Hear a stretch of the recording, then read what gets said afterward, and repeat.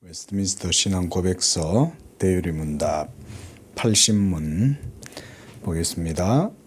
참신자들이 은혜 안에 있다는 사실과 끝까지 붙드심을 받아 구원을 이룬다는 사실은 틀림없이 확신할 수 있는 것인가? 구원의 확신에 관한 아주 중요한 문제라고 할 수 있겠죠. 자, 답을 보겠습니다. 그리스도를 진실히 믿고 그분 앞에서 선한 양심으로 살고자 노력하는 사람들은 무슨 특별한 계시를 받는 일이 없이도 하나님의 신실한 약속에 근거한 믿음과 성령께서 약속을 주신 그 은혜를 분별할 수 있게 하신다. 즉 그들의 영으로 더불어 그들이 하나님의 자녀임을 증거하시는 성령으로 말미암아 자신들의 은혜의 상태에 있음과 구원에 이르기까지 지켜질 것을 분명히 확신할 수 있다. 여기서 핵심적인 것은 성령의 내적인 증거가 믿는 자들 안에는 있다 이 말인 거죠. 그러니까 이 성령의 증거를 갖고 있지 않은 사람들은 이게 뭔지 모르는 거예요. 자연인들은 한마디로 몰라요. 이게 뭔지. 하지만 하나님께로서 난 자들, 그들은 그들 안에 이 성령의 내적인 증거가 있다는 거죠. 그래서 그 내적 증거가 있기 때문에 여기서 보면 무슨 특별한 계시를 받아야 뭘 알고 이런 게 아니라는 거죠. 이건 이제 좀 중요한 얘기죠. 왜냐하면 오늘날 너무 이 기독교를 무슨 사적 계시를 받는다든지 뭐 그런 주장을 하는 사람들이 너무 많잖아요.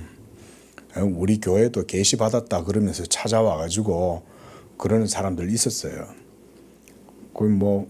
그러면 목사가 계시 받았냐고 이러겠어요? 그러면 어디가 이상한 귀신의 영에 사로잡혀가지고 이상한 소리, 그 사람이 진짜 만약에 어떤 소리를 들었다 그러면 그건 귀신 소리를 들은 거죠. 귀신이라는 거는, 제가 말하는 귀신은 악령을 얘기하는 겁니다. 무슨 호러 영화에서나 나오는, 전설의 고향에서나 나오는 그런 귀신이 아닙니다.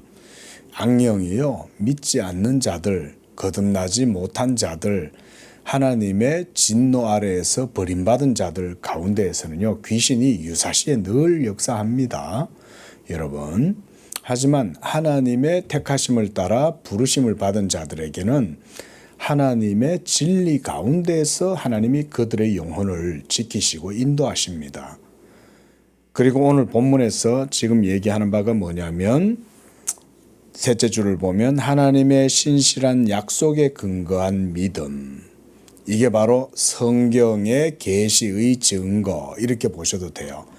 우리가 성경의 모든 기록된 말씀은 우리 예수 믿는 성도들에게 주시는 하나님의 약속의 말씀이에요. 그리고 여러분이 그 성경을 읽으시면 그 성경 속에서 증거하시는 바 하나님의 증거를, 신학을 안 배워도 우리 성도 여러분들도 그 속에서 분명히 확신할 수 있어요. 목사야 전문적으로 교육을 받고 훈련되고 또 하나님이 은사도 주시고 소명도 있고 하니까 여러분들에게 이렇게 진리에 대해서 얘기하지만, 그렇다고 해서 성도 여러분들에게는 전혀 그런 게 없다, 성경은 그렇게 말하지 않습니다. 하나님은 여러분들이나 목사에게나 동일한 분이고, 그리고 여러분들을 사랑하시기 때문에 여러분들에게도 하나님의 구원의 약속과 진리에 대한 증거, 그 인치심, 이런 것들이 여러분 속에도 인격적으로 있어요. 그래서 여러분이 신학을, 교리를 아주 정밀하고 체계적으로 논리적으로 알아야 된다, 꼭 그런 것만은 아니에요. 물론 하나님을 아는 지식은 경건을 위해서 필요하다 해도 그런 걸 모른다고 해서 성경의 진리를 모르고 이러진 않아요. 그러니까 뭔 말이냐면, 진리는 인격적이고, 그래서 하나님의 은총 가운데에서 성경의 말씀을 읽으면 누구든지 그거를 은혜 가운데 분별할 수가 있어요. 하나님과의 인격적 관계라는 건 그런 거 아니겠습니까? 그래서 거기서 5절을 보면 성령께서 약속을 주신 그 은혜를 분별할 수 있는 그런 여러분들에게 지각을 주시는 거예요. 그래서 성령 받은 성도는 이렇게 기도하면 깨달아요. 하나님이 함께 하신다. 삶을 믿음 가운데 살아가시면 하나님이 함께 하신다는 걸 깨달아요. 이런 게 기독교 신앙이죠. 어떻게 보면 너무나 지극히 당연하고 정상적이고 일반적이고 상식적인 그런 이야기죠. 사실은 하나님의 복음이 매우 뛰어나고 탁월하고 비범한 것임은 또 사실이지만, 그러나 그리스도 안에서 우리에게 베풀어 주신 하나님의 은혜도 지극히 어떻게 보면 평범한 거예요. 너무 인격적인 거죠. 자, 그래서 성령께서 그들의 영으로, 그러니까 여러분들의 영혼 안에서 여러분들이 하나님에게서 난 자들, 그리스도 예수의 사람들이라는 것을 성령이 증거하신다 이거예요. 그래서 여러분 속에 그 믿음으로 말미암는 확신과 확실함을 깨닫게 해주십니다. 이게 바로 참 신자들, 은혜 아래 있는 자들에게 주시는 그런 구원의 확신이라고 하겠습니다. 자, 81문입니다. 시작. 모든 시대에 진실한 신자들이 현재 은혜 아래 있으며 그들이 장차 구원을 얻을 것이라는 사실이 언제나 확신되는가? 자, 답을 보겠습니다. 은혜와 구원의 확신은 신앙의 본질에 속하는 것이 아니기 때문에 참된 신자들도 오랜 세월을 지나면서 점점 더 큰 구원의 확신을 얻게 된다.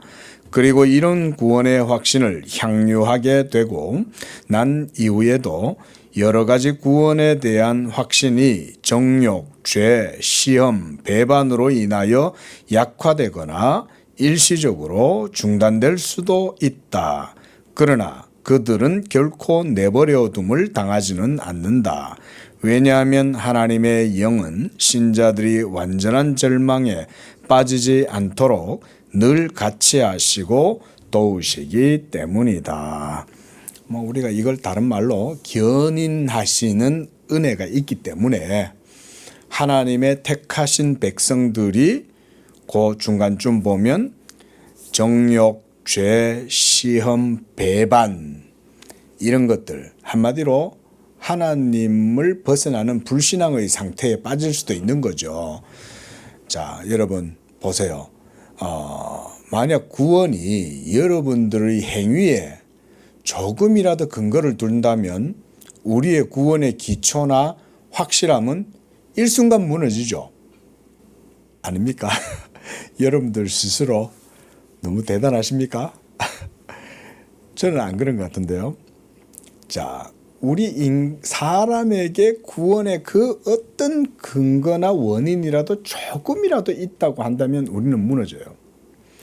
그러나 우리의 구원이 하나님의 주권적 선택, 또 그분의 은총, 그분의 선하심, 무엇보다 값없이 베풀어 주시는 자비, 긍휼 이런 것에 달려 있다면 우리의 모든 연약함에도 불구하고 하나님은 능히 우리를 구원하시리라고 하는 이런 확신을 우리가 가질 수가 있겠죠.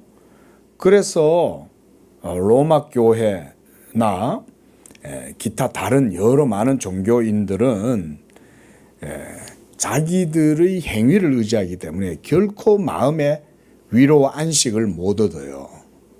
항상 뭔가 해야 돼요. 이루어야 돼요. 내가 뭔가 도덕적으로 선행을 행해야 되고 뭔가 종교적 열정을 갖고 뭔가를 해야 되고 이런 강박관념이 그들을 늘 추궁하고 쫓아다닌다고요. 그러면 내적 평안과 위로와 안식, 쉼 이런 거를 가지지를 못해요. 여러분 이게 하루, 이틀, 사흘, 나흘 이 정도면 괜찮지만 1년, 2년, 3년 이렇게 쌓인다고 한번 생각해 보세요. 그런 심리적 상태가 계속 증강하면서 쌓이면 그래서 문제가 생기는 거예요. 정신적으로도. 그럼 맨날 예수 믿는다고 교회 다녀도 잠도 못 자고 불면증에 걸리고 내적 평안함도 없어요. 자유함도 없어요. 늘 뭔가 모르는 석연찮은 두려움에 사로잡혀요. 미신적 두려움에 걸려 있어요. 근데 이것도요, 어느 정도까지는 또 버텨요. 그런 상태로. 근데 좀 지나보세요. 그럼 나중에 정신줄을 놓으면요, 그때부터 사람이 이상해집니다. 그래서 이 복음의 평안, 복음의 위로, 복음의 안식이라는 게 오직 그리스도 안에 온전하게 거할 때만 누릴 수가 있는 겁니다. 그래서 하나님의 택한 백성들은 시간이 지날수록 첫째 줄 보세요. 그 얘기해놨죠. 은혜와 구원의 확신은 신앙의 본질에 속하는 게 아니다. 이 말은 뭐냐면 신앙은 우리의 주관적인 영역이잖아요. 근데 우리의 신앙의 열정, 감정, 그 속에서 뭔가 깨닫게 되는 그런 깨달음, 이런 것들에 의해서 이루어지는 게 아니에요. 구원의 확신은 전적인 하나님의 은혜 안에 있다.